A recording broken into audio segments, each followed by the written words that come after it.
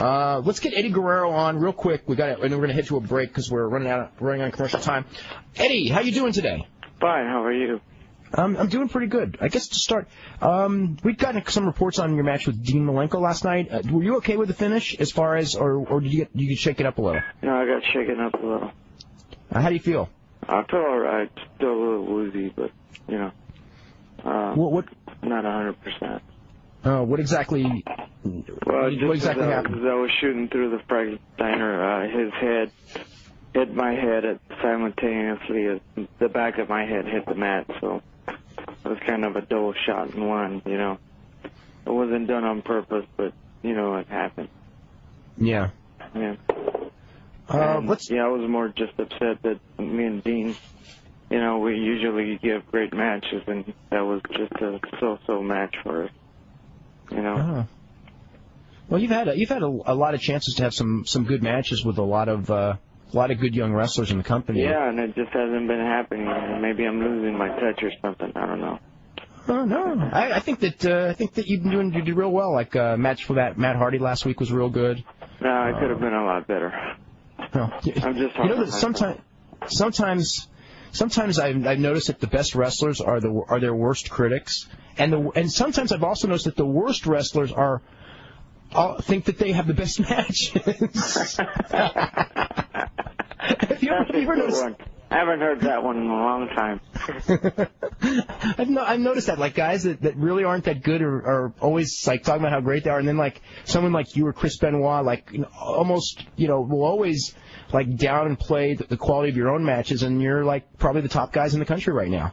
I wouldn't say that. I think the top of the game, the guys that are the top of the game right now, and this is from a shoot point right now, I'll be honest, is Hunter Hearst Helmsley.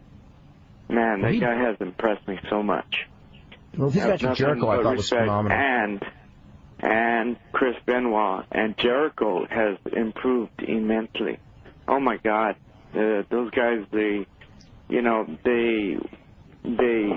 anything, they're going to make me work hard in the gym again. Because, I've been real timid because of my arm. And I really haven't been at my 100%. At least I don't feel I have. And just watching those guys work and perform and give the matches that they're giving and, entertain the people the way they're entertaining them. I mean, you cannot help but help.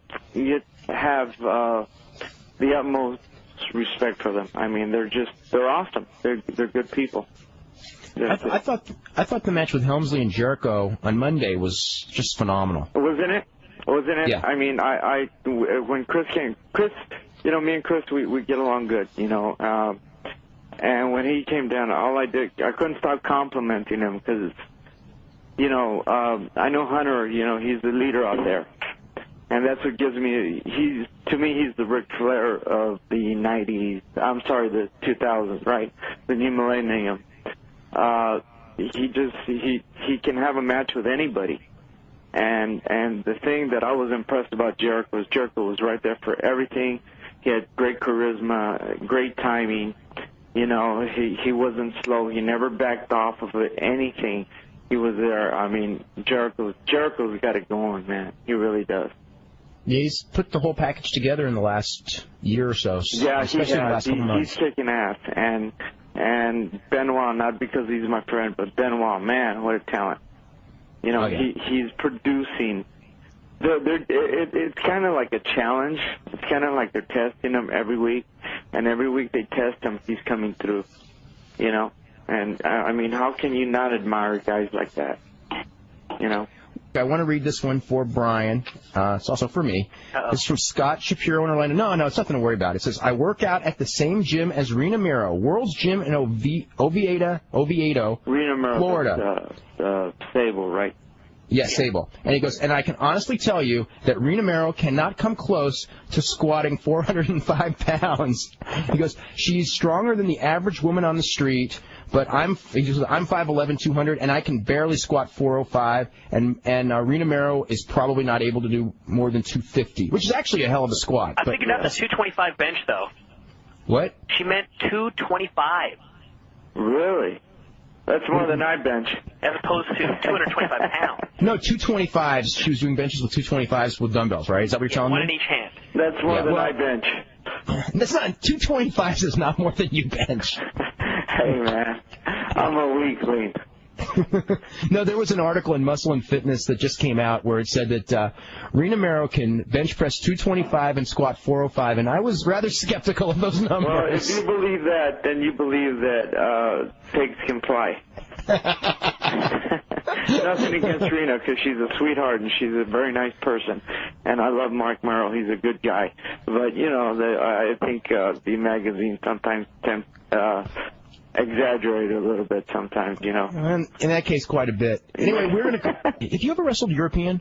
No, I haven't. But watching Dave and people such as Fit Finley, and also, you know, God, who was the other one? Who was it? Steven Regal's partner. What was his Chris name? Adams.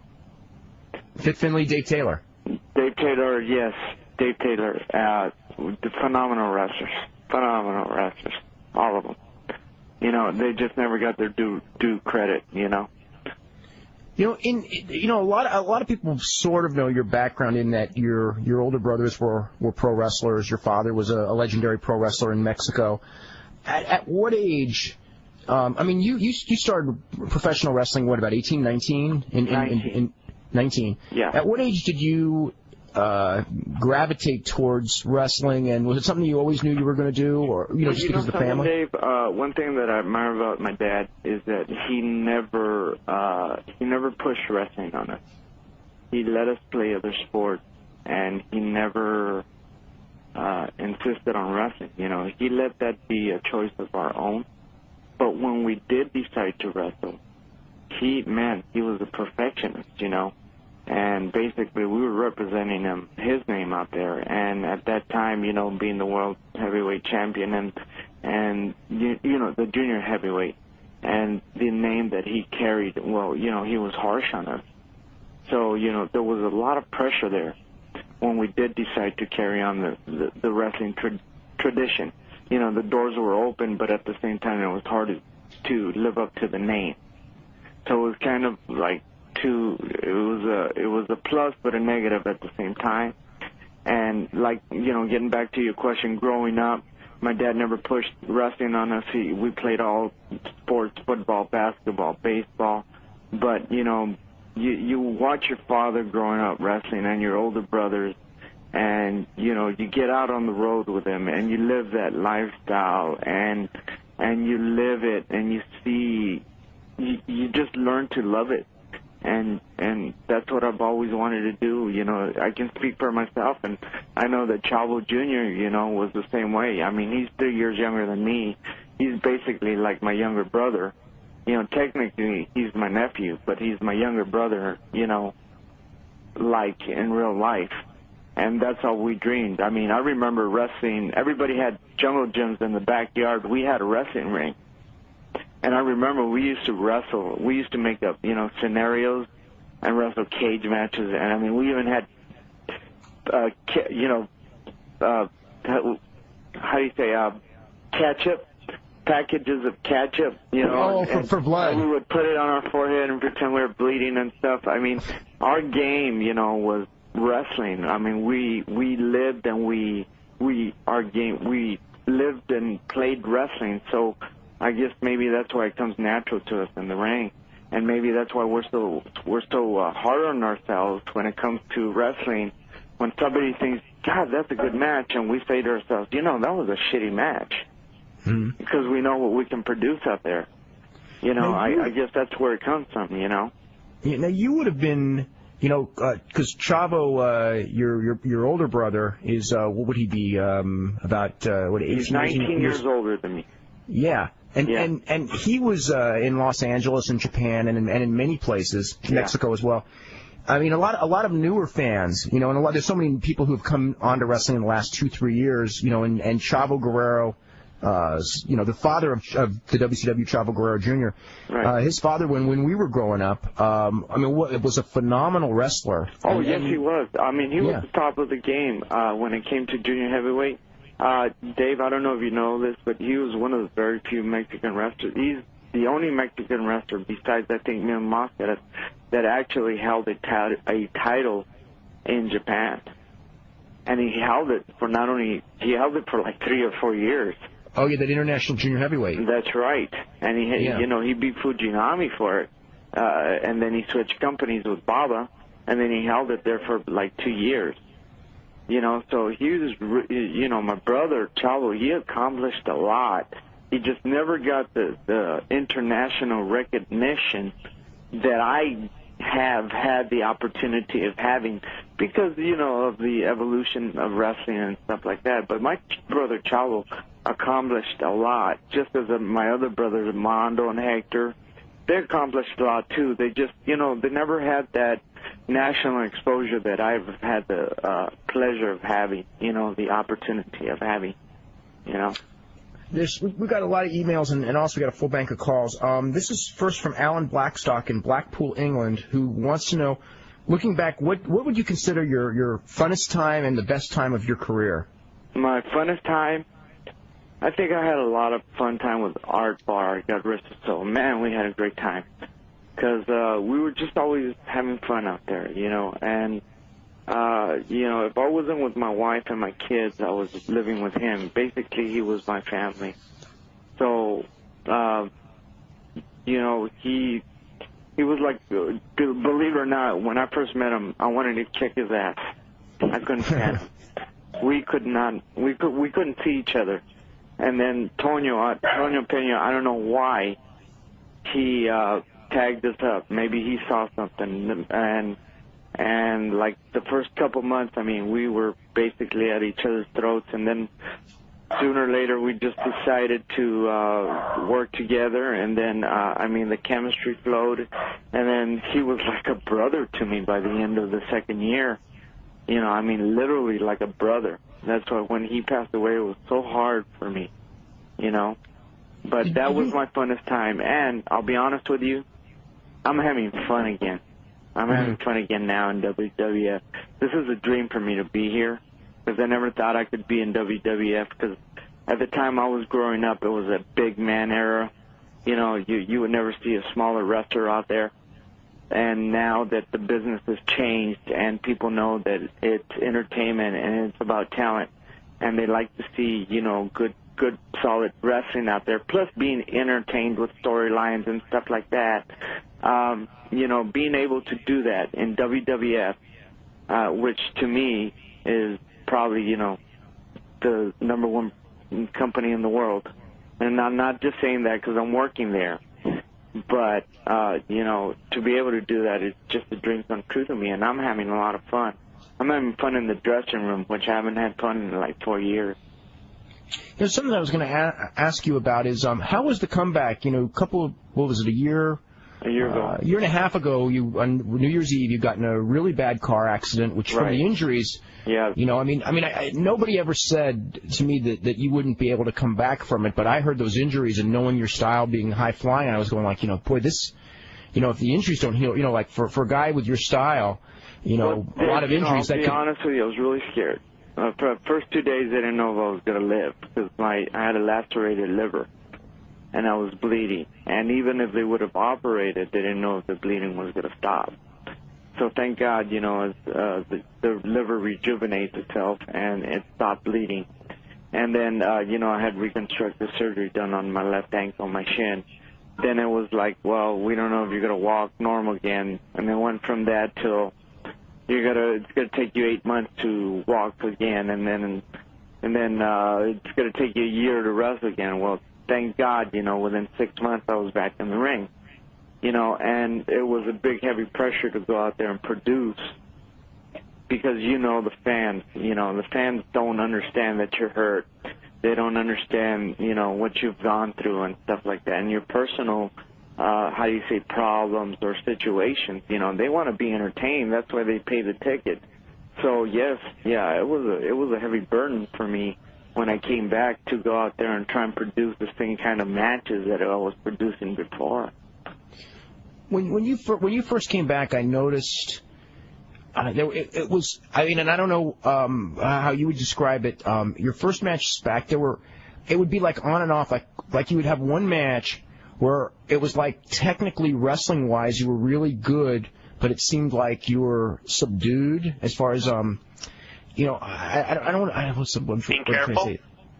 I would say careful. It's all right. I won't be offended. No. But being careful, and then you would have matches where actually it was the other. It would be like you'd have a really good match, and then you would come back with a match where it was almost like you were being careful. And I almost got the sense that nobody said anything, but the sense that you were hurting a lot worse, at least when you first came back, than you were letting on. Oh yeah. I was in a lot of pain when I first came back. I came back too early. I think the doctors told me not to come back that early. But I was really getting antsy at home. I should have waited at least another 3 months before I came back, because my back wasn't completely healed, and I had still scar tissue I had broken my right hip socket, and that wasn't completely healed either. So, I would come back in some matches I would feel good, in some matches, I was in a lot of pain, which I would favor. And that's kind of what's going on with me right now. With my elbow, I know I'm holding back a lot because I can feel it. A lot of people say, no, you're doing good, but you know what? I know inside my heart that I can do a lot better, and I know that without wanting to, I hold back. I think it's a subconscious thing, and really what I want to do is just get rid of the brace and start wrestling like I used to and just take my chances again. But I can't do that, not just yet. I think I need to wait maybe a couple more months before I really get rid of the brace and go full bore, because I'm not going full bore out there right now. Between me and you, I'm going about 80%, 80 to 90. I am being careful out there. And the reason for that is you got to understand, I got a family to support. If it was just me, myself, I could care less about myself and go out there and just give it all for the fans. But I got to think about my 2 daughters and my wife that I got to support. And this is the way I support them, is through wrestling.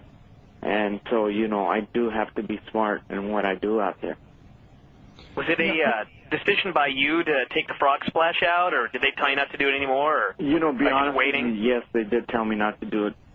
It wasn't my choice. If anything, I want to do it so bad because I know I can rock it again. If anything, I know I can get higher now with these ropes. I don't know if you've noticed, but like on those Frankensteiners, I've been getting my ass up there. And that's probably why I got hurt last time. But I mean, I know I can really launch out there because the ropes, and they really spring you up. And I know I could really get up there, and I'm dying to do it again, and my confidence is back again. But Vince just doesn't want me. He doesn't want to take that risk, and I can respect his concerns, because he just got me back, and he's got an investment in me, and I'm sure he doesn't want me sitting on the bench, So I what do you think about the ring in general? A little stronger and a little bit more confident till he might let me go back to doing that again. Go ahead, Brian. What do you think about the rings in general? I mean, they're bigger. The ring is bigger. I like it because we can do more spots. The spots can be easier, but it is stiffer. Like the power bombs that I take, like from Benoit and Dean and Perry Saturn. I'm not gonna lie to you, man. They crush me. Man, do they crush me. Especially having 3 compressed vertebrae in my back. But it's not that bad. It's not as stiff as it was before, but it is stiffer than the WCW ring. But we're gonna hit you a break. Before we go to the break, do you know Art Barr's younger brother Sean? No, I don't. Okay, so we had a couple of questions. Art Barr's got a younger brother who's actually going to Mexico as like the new Love Machine, Sean Barr. So there's a couple of questions about that. He didn't have a younger brother. Yeah, in Oregon, yeah, I think it was Jesse, Art, and Sean. Yeah, Sean. I know Jesse. Yeah. Well, maybe he did, but gosh, man, I know about Jesse, but I didn't know about Sean. Yeah, he wasn't in the business then, and I think he just started refereeing, and he's... Oh, okay, okay, now I remember. Okay, yes, he did. Yeah, I think he's probably early 20s right now. Okay. Got a ton of emails and a bunch of phone calls as well for Eddie. Before we start, I got this from Scott Keith, who said, "You've forgotten the funniest thing on the Hogan show last night. When Hogan was talking about his heel phase, he said, with a straight face, that Hollywood couldn't hold on to a title if his life depended on it, and he would always lose it after a few days. I guess that one-year title reign, 96 and 97, only counts as a few days." So anyway, I was just like kind of, okay, that's what Hogan said. The whole thing was whatever. Let's start hitting the worst buy rate ever, huh? What, the one Sunday? Yeah. I haven't heard Sunday's buy rate yet. I heard it was the worst, even the worst. May not necessarily be good. That's what I heard. I don't know how true it is. I don't know. I haven't heard a number for that one, but boy, if that's in your true. personal opinion, how was the pay-per-view? Not good. Not good. No. You know what? And I know this is going to sound really ironic, but I feel for those guys because a lot of those guys are my friends, and I want to see them succeed. Especially my nephew. But those guys, they say they're going to turn things around, and they put up a front like they are turning things around, but it's basically the same thing, Dave. Just in a different way, How can you do that? How can you do that to the boys? How can you do that to the business? If the business has given you so much, if the business has made you, I don't want to name a person or a particular name, but you know who I'm talking about. But if the business has given you so much money, and believe me, he did not make wrestling. There was a lot of people before him that wrestled and made a lot of money and that paved his way there. But if the business has made so much money for you and your family and friends around you, how can you be so greedy to hurt other guys that are trying to make a living out of it? To hurt other guys that are trying to climb their way up and keep other guys down. How can you do that? Am I wrong by saying that? No. Because if I'm wrong, please correct me. No. The other thing is you lived through it for like 3-4 years. I know, but the way you think about it, Dave. Dave, this business has given him everything. Yeah. Not only him, a lot of other people up there. And instead of giving back, they want to take more, and they want to kill it. I think that it's a game of manipulation that they want to play, and now that they have it's like they all went through. No one's making, for the most part, with a few exceptions, most of the guys now are making more money than anyone's ever made in wrestling. Mm-hmm. And a lot of these guys that have been around for 20 years, they had, I will give him that. He did open the doors for that, and I thank him for that. And I will personally stand here and thank Hulk Hogan for opening the doors and allowing me to have a better living for my family by him opening the doors and doing that. But at the same time, now he's doing the complete opposite. Yeah. You know what I mean? Even you, take yourself out of the picture and look at people who you know, and just like for just throwing a name, Chris Benoit. Since instead of talking about Eddie Guerrero, we'll talk about Chris Benoit because we all know Chris Benoit, and he was there for 3-4 years, and we know what happened to him, or even Jericho. Because for all they want to say about, Chris may not be a great interview, so he's missing that piece. It's like Chris Jericho. They're great wrestlers. Yeah, they're great wrestlers. Okay, and the interview can come. It's just like, all right, Hulk Hogan's a great interviewer, but he can't wrestle worth a shit. Yeah. He couldn't even tie Chris Benoit's shoelaces. So tell me, how does that even out? Because he's a great interviewer that makes him better to make all the money? And Chris Benoit goes out there and busts his ass and does all the hard work, and he's a workhorse. That way they can come out and do their interview. How does that make that fair? Well, I think part of it is that if they were able to keep you or a Chris Benoit or even a Chris Jericho out of that top spot, they could wrestle each other kind of that easy style, or easier, I don't want to say anything's easy, easier style than you guys do. And if they can maintain that the main event style is easier, without without guys who are pushing them, because you're not going to go in there and just lay down and just not do a match. Yeah. And because you're motivated to do your kind of match, and Benoit's very motivated. The thing is, Dave, that you got a Chris Benoit, okay, a Dean Malenko, the other people that can adjust to their style of wrestling. They don't have to do our style of wrestling. Our style of wrestling, see. That's what a lot of people don't understand, and you yourself are a witness, Dave. We can go out there and do any kind of style. If they want a Mexican-style wrestling match, we'll give them a Mexican-style wrestling match. If they want an American style, we'll give them American. If they want Japanese, we'll give them Japanese. We can wrestle it all. That's what these guys don't understand. And by them blocking us, what they don't understand is that if they would have given us the opportunity to come up there and work with them, I think they would have prolonged their career because it creates more interest and it would have given them different people to work with instead of blocking us and keeping us down, to where we don't even want to be there, to where we didn't even want to show up to work. I mean, I grew up in this business, Dave.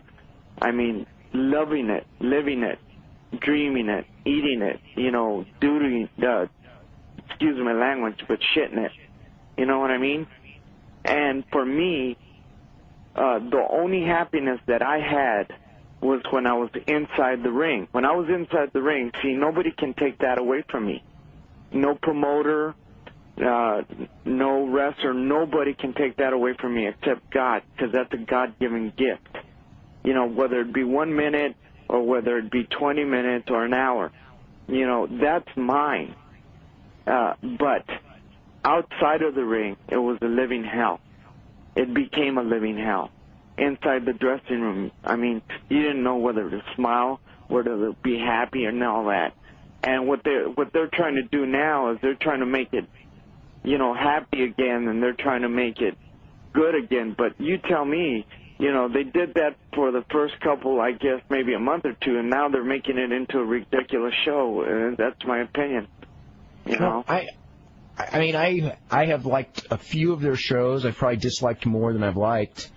But I mean, I think one of the things that I miss, and Brian and I talk about this on almost every show, is that they rarely have a good wrestling match, and it's not because they don't have good wrestlers, because Eddie, you know better than anyone. You took the words right out of my mouth.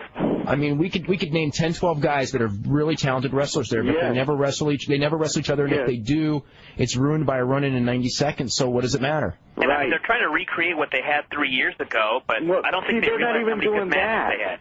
You know what they forgot? They forgot the fundamentals. What's it called? Wrestling. You still got to have some kind of wrestling in there, guys. I don't care how much of a show it becomes. You still got to have some wrestling in there. There's one thing that everyone, I don't want to say forgets, because Steve Regal brought this up yesterday, is that during that period when WCW was beating WWF in the ratings every Monday night, there was a formula there, and the NWO was part of the formula, and everyone, Hulk Hogan was a big part of the formula, absolutely. Right. But they had great wrestling matches. I mean, Brian, you remember every Monday night? I remember. Monday night they had the Lucha match, or they just had Benoit and Eddie, or Malenko. Awesome matches.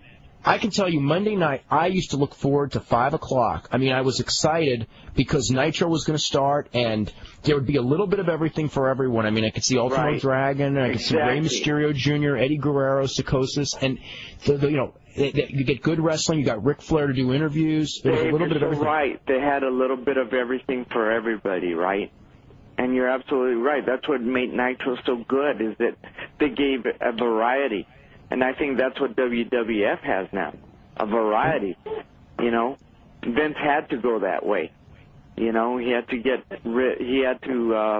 he still has his big men, and I know he still believes in that in certain ways, but he's also changed to the point that he knows he needs to have wrestling matches in there, which is where Chris Benoit comes in, Dean Malenko, Perry Saturn, other good wrestlers like Belle Venus, Chris Jericho. I can go on, and it's kind of switched roles, don't you think?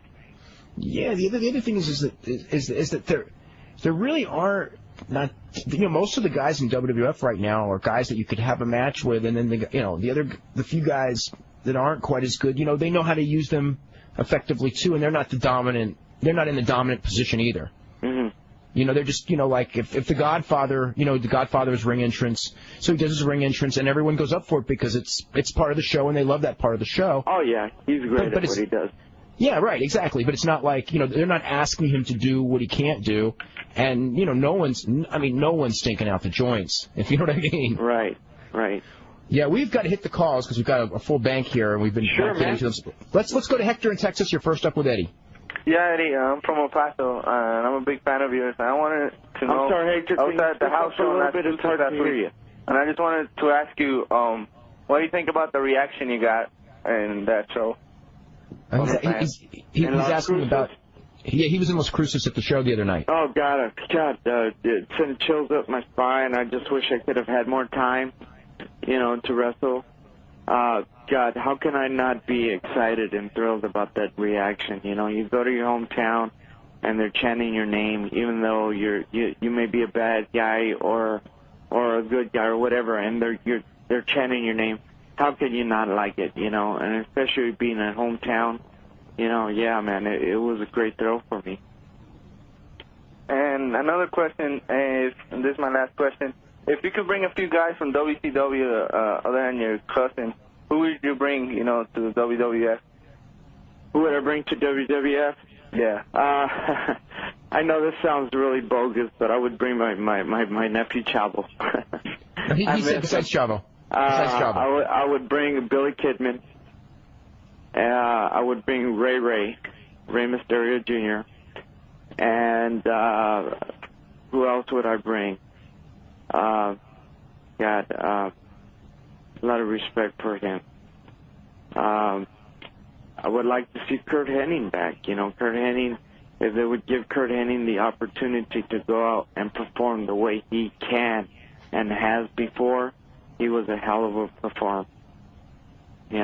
So I would, those are people that I admire, that I respect, that I would like to have. Friends of mine, Conan, obviously. Just a lot of people that I used to hang out with, I think Hugh Morris is a hell of a talent that's not being utilized like they should, But, who am I to say that? Obviously I'm not the booker, and I'm only a wrestler, and they're the ones that are the geniuses, because if they weren't geniuses, they wouldn't be making the money they're making, and they wouldn't be producing what they're producing, Thanks, Eddie. Sure, Keep you're welcome. representing Latinos in El Paso. Thank you.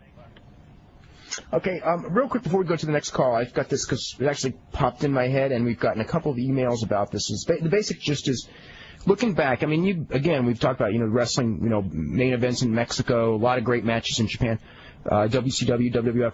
If you look back now, what are your favorite wrestling matches that you had during your career? If it's like a series or a specific match or whatever. Against Chris Benoit, I had some real good matches against Chris Benoit in Japan, and I had a couple of good ones here in the States with him. Also, Dean Malenko's the Dean Malenko matches in ECW. And we had some good ones in WCW, and obviously the one with Rey Mysterio Jr. in Halloween Havoc. I think that was an awesome match. Title. Yeah, the mask match, yeah. Yeah, the mask match. The one that I always remember is the one in L.A. with you and Art Barr against Santo and Octagon. Of course, I'm sorry. Please forgive me for that.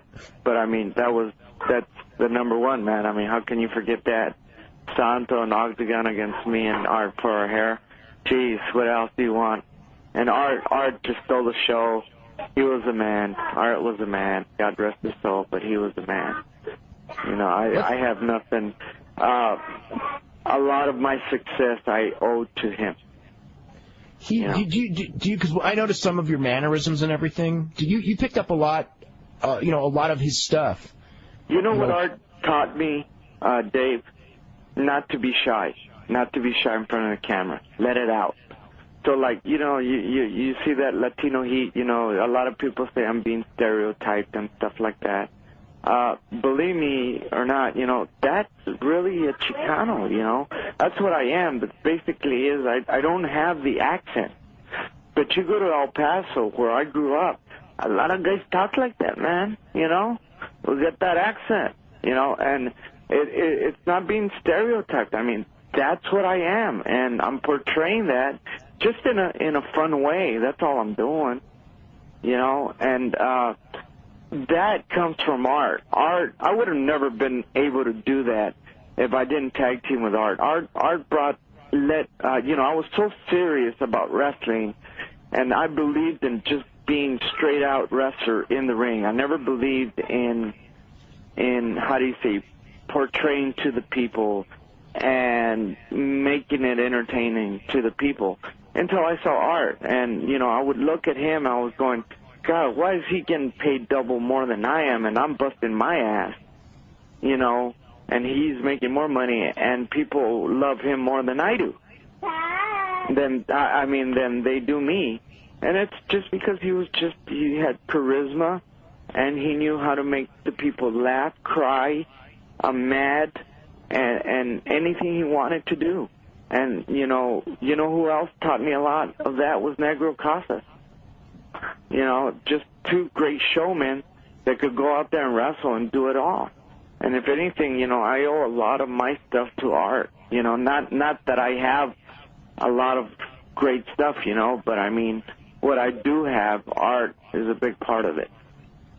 Let's go to West in Virginia. Wes, you're next up with Eddie. Hi, guys. Eddie, I wanted to ask you earlier, you brought up a point about how, like, in the mid-'90s, it got more back into wrestling. What are some of the things you thought brought it back and away from kind of like the big, steroided-up kind of guys that was in the mid-'90s? I'm sorry, repeat yourself. He basically was going like it's gotten so much more, especially in WWF.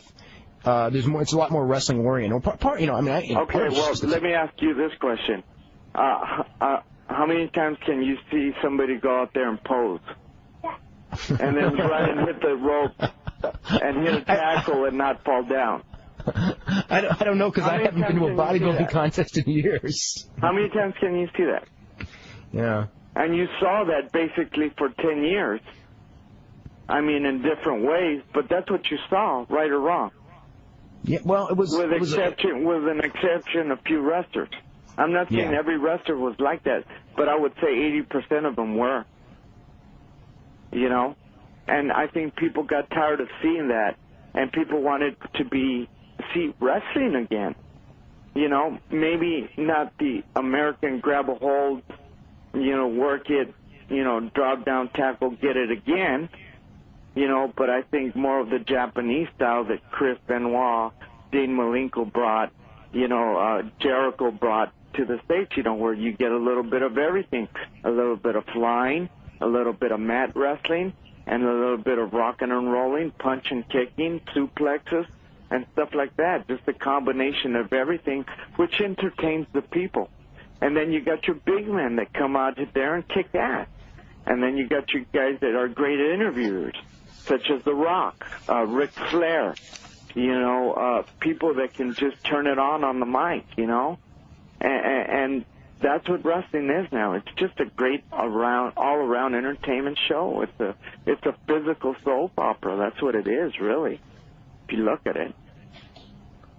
Anything else, Wes? Yeah, I wanted to ask one more for Eddie. A couple years back in WCW, you and Chris Jericho got to be a tag team for a couple of weeks, and it really seemed like it was starting to get over, and the rug got... God, I love that. Oh, no. This is like one of my pet peeves you bring up. I just wonder what happened with you two there. No, you know what happened? They knew it was going to get over, so they left it. Now, that's the truth, God honest truth. Do you guys remember? I mean, always here. Wes, I mean, I don't know if you remember this or not, but this actually wasn't with Eddie, but this was when Ray and Juventud teamed up about 2 times on television. Sure. And it started getting over. And I just remember writing this, like I go, these guys have so much charisma, Ray and Juventud, as a team together, that I know that by writing this, I'm never going to see them as a team again. And actually, believe it or not, I think they're supposed to team up Monday, but up until Monday, they never teamed again. It was like, oh. You know what? When you got something good, you scare the guys on top.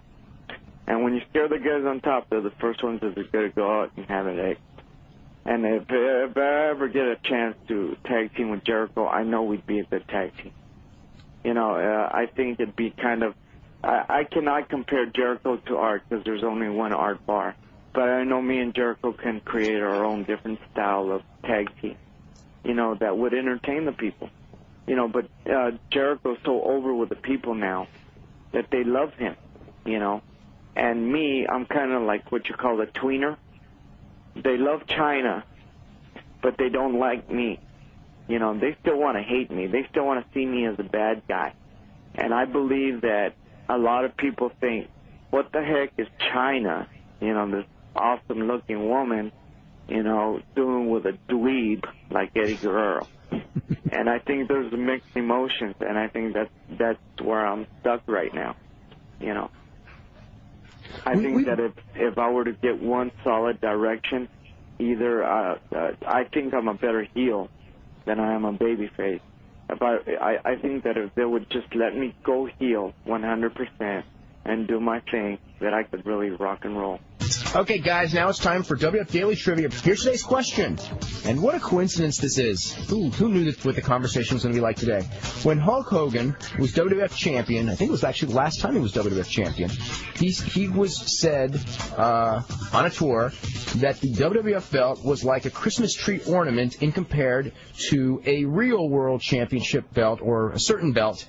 Which belt was he referring to? Those of you who were around in 1993 will probably remember there was actually a bit of controversy about this at that time. So anyway, that's today's question. Before we get back to Eddie Guerrero, this is actually from Chris Hussein, who says, actually has a question also, but it says, the A&E interview opened my eyes so much about Hulk Hogan. I think we all come down too hard on the guy like they said we do. What we as fans should do is give him a parade at least once a month, just like they did in the interview. I was thinking back to the whole Hulk Hogan deal, and I was thinking, if I were Hulk Hogan, why would I even want to face the same guys for like 3 years in a row? I know, there's like so much. It's so boring. Oh, here's another match with Savage. I've had 45 in the last year. Yeah, but they, you know, I mean, you know, what part of it is Hogan and Savage drew big money in the past, and even in recent years, and it's one of those things where Hogan thinks in his mind, it's like, I can always go back to Savage, I can always go back to Piper, I can always go back to Flair because those are money matches, and he respects those guys because they were money players, and the other guys, you know, he can always go in there and say, well, they've never proven in this country to be money players, but the point is, as we all know, is that unless you're put in the position to be in that, unless you're put in that position, you can't be in that position, and it's a weird catch-22. I understand that part. I mean, it's just like having to have the same matches, though. Well, I don't know. Maybe we should get him on the show and ask him. Could we do that? I want to ask one real quick question before we get to the calls. The car, the Love Machine, does that have anything to do with Art Barr, or is it just like the Latino using the term Love Machine for their car? Both. It was both. You know, it was there, so I used it, and I always want to have art in my life, in one way or another. And you know, if I can throw that in, you know, why not? You know, it fit the bill too, so, you know, yes, it was both, you know. It was there, and it was done for him, too. Okay. Let's go to Matt in San Francisco. Matt, you're up with Eddie Guerrero. Hey, guys. How's it going? Hey, Matt. How are you? Alrighty. Just a quick comment for you, Dave. I am so glad you brought Zach Arnold on board. Okay, that guy is it when it comes to Japanese reporting. Is he something I don't know? I mean, I've been emailing Zach Arnold back and forth, but I don't know how all the negotiations with the website have gone. Well, he was on the website today. Oh, that's awesome. There's an update. Brian, nobody ever tells me anything. Come on, Chico, get it together, buddy. Do you know this, Brian? I figured you do, because I saw it out there. Nobody ever tells me anything. Oh, my God. Okay, well, that's cool. Anything involving the website that Dave does not know about, you should not be shocked about. I don't know anything. No one tells me anything. I don't know. I have this feeling I have this Yahoo chat at 6 just because it's in my bones that it's Wednesday and no one said a word, so it must be true. Oh, you do, I think. I got one. Hey, that was pretty good. I got to plug in for that. But no, Dave, Well, Yeah. now that you have Zach on the roster, what do you think about having him phone in, a couple days a week for the show? That's not a bad idea. That's a real good idea. Yeah, we should get him on and talk about Japanese wrestling, especially, this week. God, with everything that went on down there. Yeah, exactly. One question for you, Eddie. What are your feelings about Conan, Bob Barnett, and Vampiro? What are my feelings about Conan? Who? Bob Barnett and Vampiro. Okay, Bob Barnett. Who's that? He may not know Bob. Bob's like he's Vampiro's business manager. He's okay. You've probably met him in Los Angeles. I'm sure you have. Conan's never done anything bad to me. Conan's always been great. Every time, we've been together basically everywhere we go to, and we've had some personal issues, but we've always been able to iron them out man to man, and that's what I respect about Conan. And what I respect a lot about Conan is that he takes care of the boys, the Mexican boys. He always tries and does the best for them.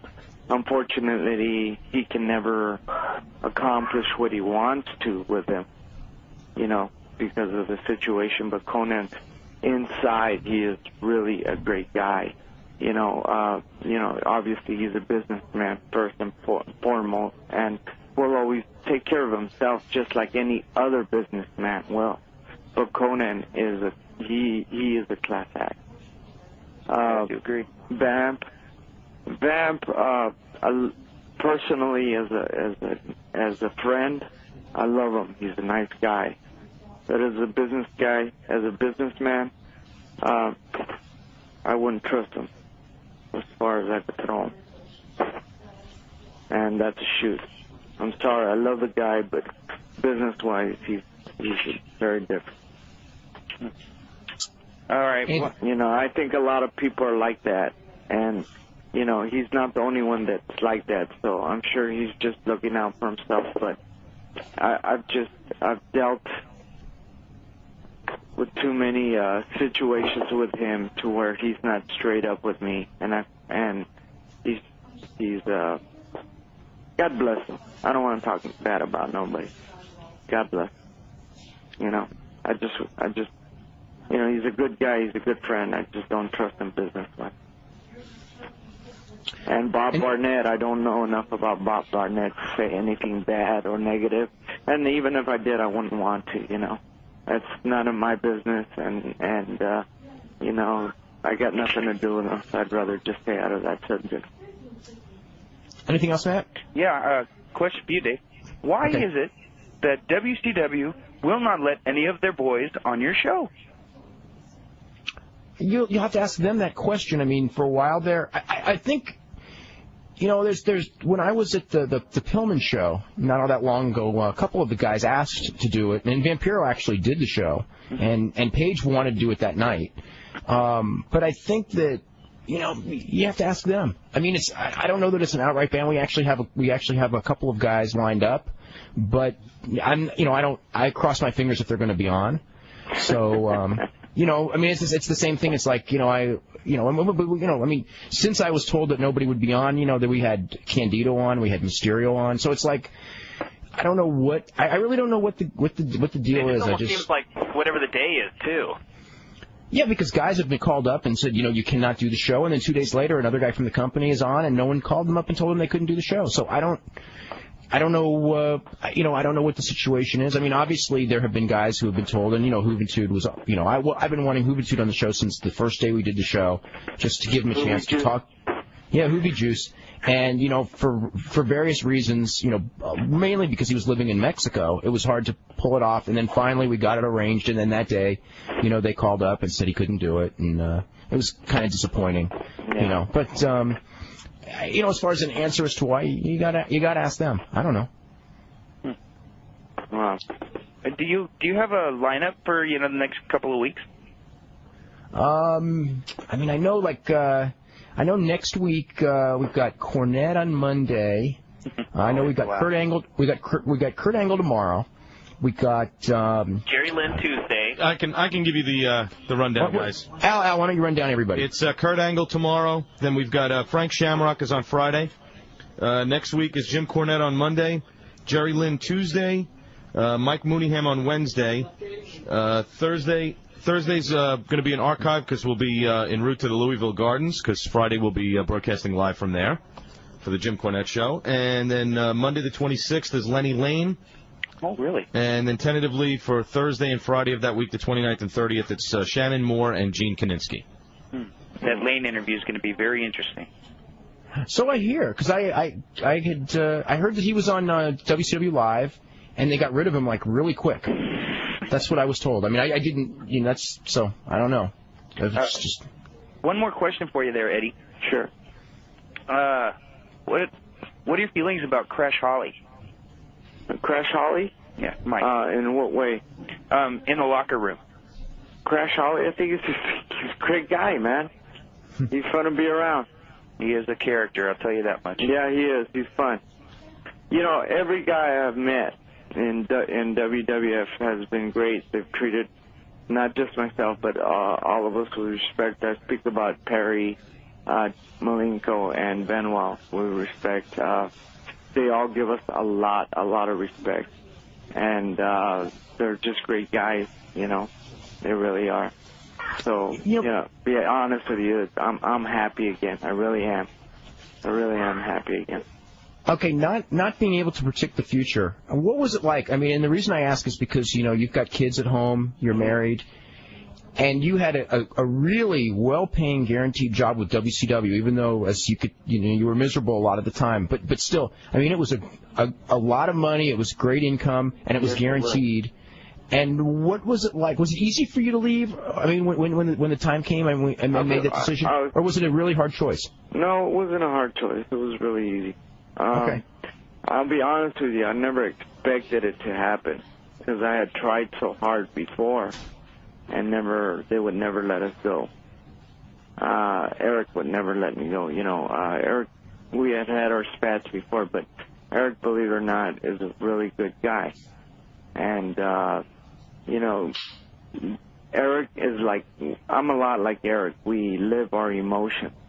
We show our emotions. And the thing with Eric, I'll always be grateful to him, is that when I had my car accident, I had not signed my contract yet, and he still sent me that contract, and he took care of me. And I will be grateful to him for the rest of my life for that. And if he was still there at WCW when that thing happened, I would have never left, just out of loyalty to him because of what he did for me. But then again, I'm sure if he was there, he would have never allowed the situation to get out of hand the way it did with all of us, because Eric knew he wasn't using us to our potential, but he knew what he had in us. He's not dumb. He knew what he had in us. And I'm not saying that Bill Bush is dumb. It's not that he wasn't. Bill Bush he's the money man. He was there to economical reasons. He really didn't know what was going on as far as wrestling is concerned. And he had other people in his ear telling him what to do, and he was listening to that, But, for people that don't think we didn't make an impact, I mean, look at it this way, and I'm not, Dave, please correct me if I'm wrong, and I'm not trying to boast or nothing. You guys know me. I'm the last guy that will boast. If anything, I believe in being humble because, I'm a Christian, and I believe in that. But when we left, the ratings in WWF, I mean, we drew an 8.1 when it was that 4 tag team match, even though I wasn't wrestling. The 10-man tag team like that. But the second weekend. And we did draw a lot of attention. And not only that, things got switched around in WCW to where guys that never had opportunities before got their opportunity. You know what I mean? Mm-hmm. So by us leaving, we did create some, I guess, some kind of wave, how was this is from Sam Nord here, who goes, with all your wrestling talent, did you ever think you'd achieve your greatest fame simply by showing your personality especially after never being labeled as the best interview in wrestling? And how is it working with China? He goes, it looks like you two are having a lot of fun out there doing the gimmick. I'm sorry, repeat yourself. The people say I wasn't a good interviewer and stuff like that. Well, what we said was, with all of your wrestling talent, did you ever think you'd achieve your greatest fame simply by showing your personality, particularly because you were never labeled the world's best interviewer? And then I never had a chance to do my personality. And when they did give me an interview, it was like, okay, what do I talk about? Oh, whatever you want. Well, give me an idea. They never gave me direction. Very few times that they gave me direction, and when they did give me direction, if I didn't do it the way they wanted me to, they would get hot at me. The only time I think I really did do some good interviews was when I was working against Chavo, and that's because I was having fun with it. And I think I'm doing some decent interviews and having some fun with China, so I'm not saying that I'm a good interviewer, because I'm not. I got a lot to learn as far as interviewing and speaking on the mic. I'm the first one to admit that. But if anything, I want to learn and get better at it. But to answer your question, Dave, yeah, I was never given the chance, period, over and out. We also have a couple of winners of the trivia question: Oliver Postlewaite of Ottawa and Wes Vance of Kentucky. The question, Brian, you know the answer to that question? IWGP title. You got it right. That's really good. That's 2 posters in a row for me. That's right. We also got a couple of emails, a couple of notes on the King of the Ring main event. This was actually said on SmackDown, but we did not bring it up on the show. The stipulations are that if Undertaker, Rock, and Kane win the match on the 25th, that the one who scores the pinfall will get the title shot at the July pay-per-view. If Vince, Shane, and Helmsley win, the winner of the King of the Ring tournament will get the title shot on the pay-per-view. Helmsley, how about Helmsley against Jericho, Rock against Undertaker? How's that? Wow. Ideas? Just ideas. There's something else in here. I'm going to ask Eddie this in just a second. Also, I think we have not mentioned this, but it is official that Sikosa, Silver King, Dandy, the Villanos, and La Parka were all given their release by World Championship Wrestling. When did this happen? I guess it's officially today. I had heard about it this morning. That's ridiculous. Yeah. See, that's Isn't what it, I'm talking though? about. Yeah. That's exactly what I'm talking about.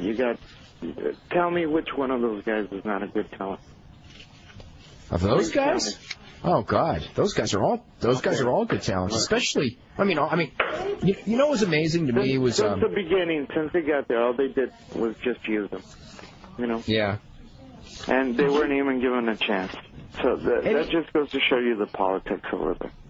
Eddie, did you ever see the match with the Viano 3 in Atlantis from? No, but I heard it was phenomenal. It's so funny because I'm watching this match, and it's probably the best match I've seen all year, or certainly in the top 2 or 3. Wow. And I'm watching this and I'm going his 2 younger brothers that wrestle in WCW. I think Viano 4 is maybe better than 3. I don't know. You've wrestled them all, so you would have a better opinion. But I'm just thinking those guys, and I understand that there's a whole roster of guys who can do this. How come we never see it? I know, man. I don't want to start raising issues here. But hey, it's a good old boy network. Yeah. Take it for what it's worth when I say that. This is a question that I was going to ask. Let me put it to you this way, okay? Yeah. I was there 4.5 years. I asked them to do things with me as far as the Latino market. When they did the LWO, and I went to El Paso and California and Chicago, and where there's a big Latino Hispanic population, they had no LWO shirts, okay? I had people asking me left and right. I asked for interviews to do Latino stuff, because, just stuff in Texas and California, and just stuff just to help out the company, not just for myself. 4 years, I never did that. I mean, I've been here 4 months. I've been in the cover of Raw magazine. You know what I mean? All of us. The first month, I think it was.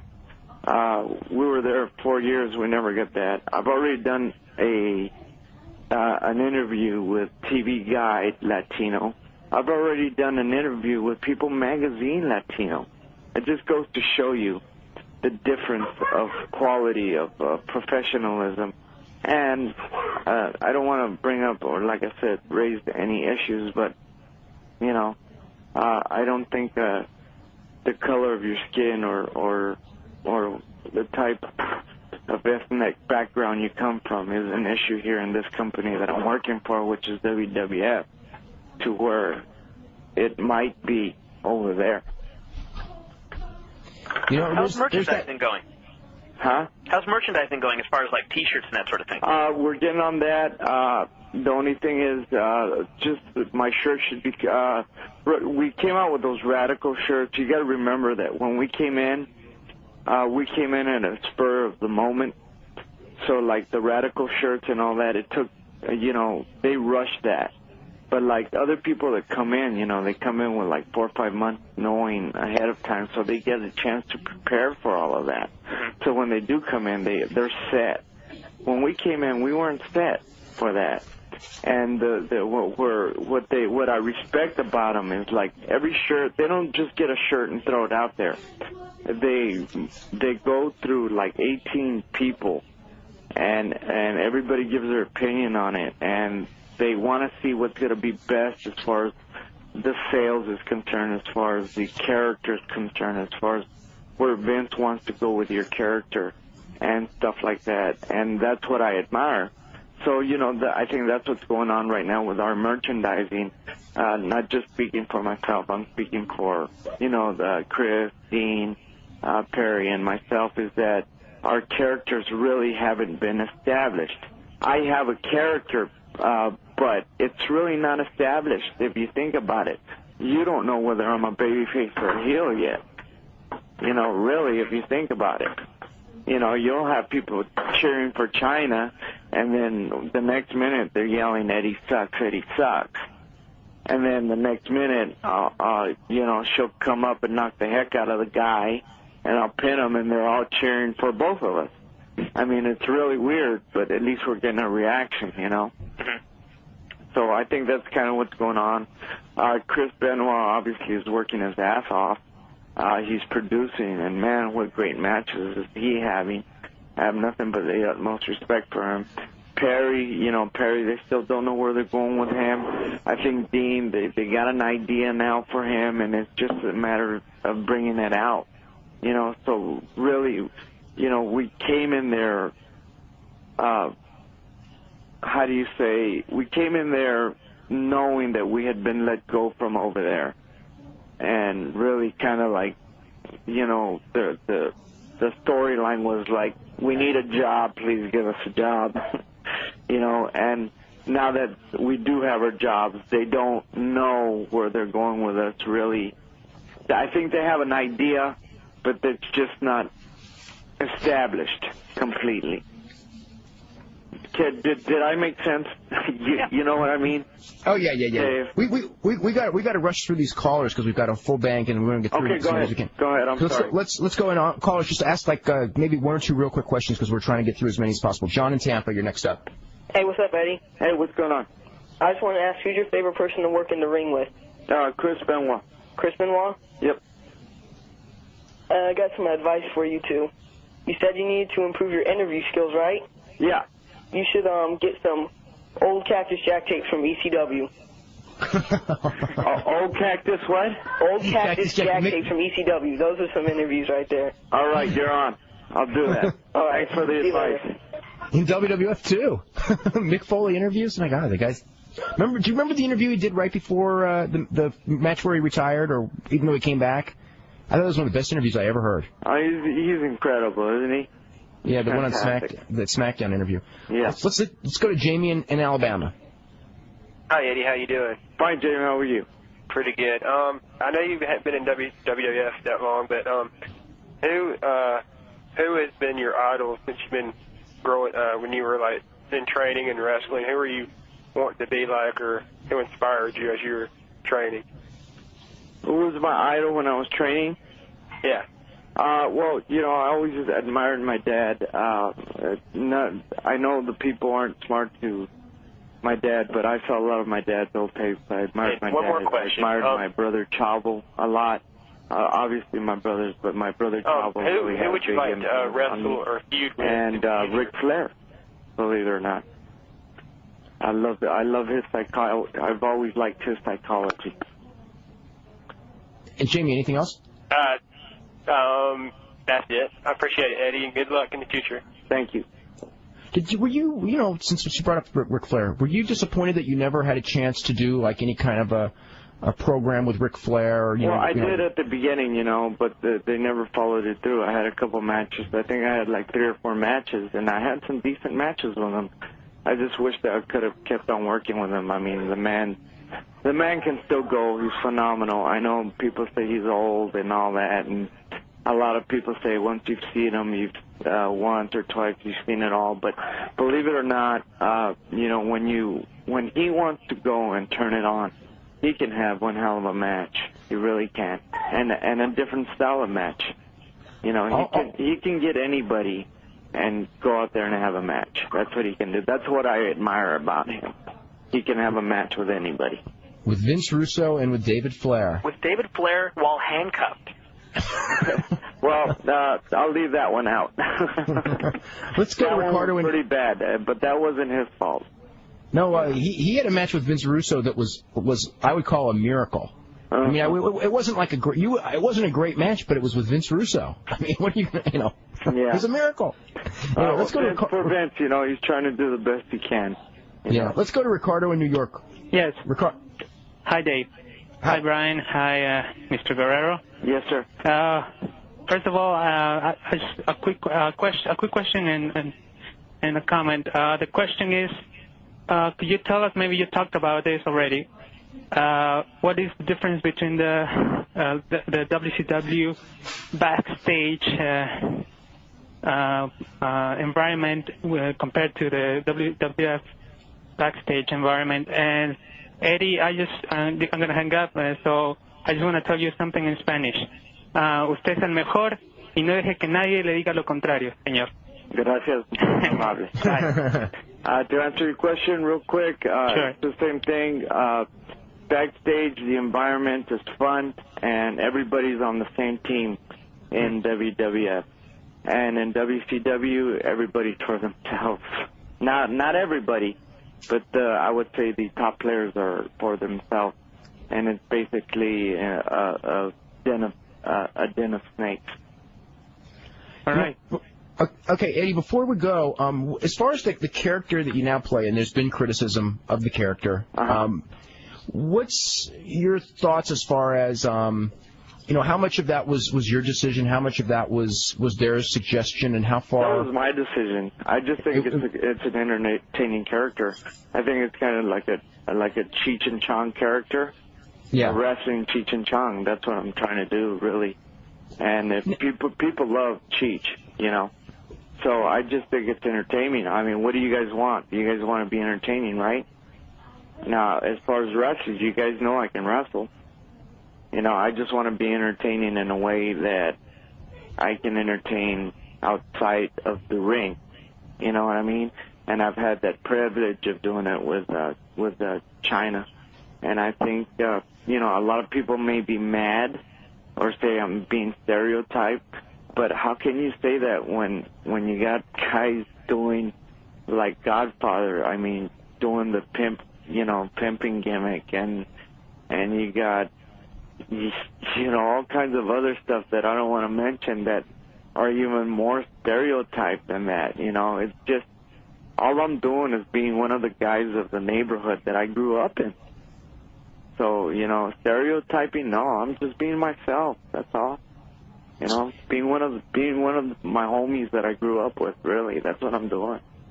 I just want to ask you, what are your thoughts, because we've got a few emails about this one, is regarding Kurt Angle, because, here's a guy who, probably 2 years in the business, we've talked about this many times on the show. I've seen very few guys in my life with that little experience, take to this business the way he has? Phenomenal. That's all I can say. Phenomenal. I would love to work and hang with him. I've worked a couple matches with him. I think they've been pretty good. I know that if I were to get some more chances with him, I know we could have some hellacious matches. Because we just get that, you know, there's certain wrestlers you gel with. And I feel that I have a good gel with him. That is pretty much, we're running low on time. Eddie, I want to thank you very much. Brian, anything quick for Eddie before we got to go? When do we get the Eddie Guerrero's My Favorite Wrestler t-shirt?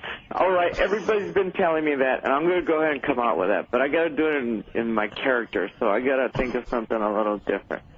Okay? Eddie Guerrero's my favorite wrestler as long as Mamacita's on the side. As far as, like, was there any reservations as far as, like, like your real life as far as, like, the China thing, or was it just like to you, it's like this is just part of the entertainment act and it's no big deal? No, if anything, before I did anything, I talked to my wife about it.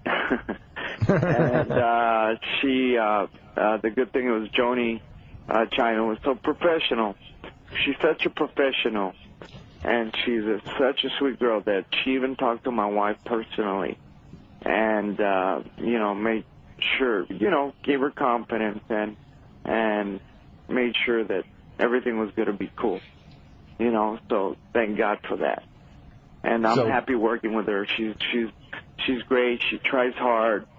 She's always, she's a constant professional. That's all. I can say nothing bad about her because she tries so hard, and she's always there. Okay, we are totally out of time. I want to thank you very much, Eddie, for doing the show, and I want to remind everyone that tomorrow we're going to have Kurt Angle on, so it should be quite an interesting show as well. So it's been a hell of a week here on Wrestling Observer Live, and we'll see you tomorrow at 6.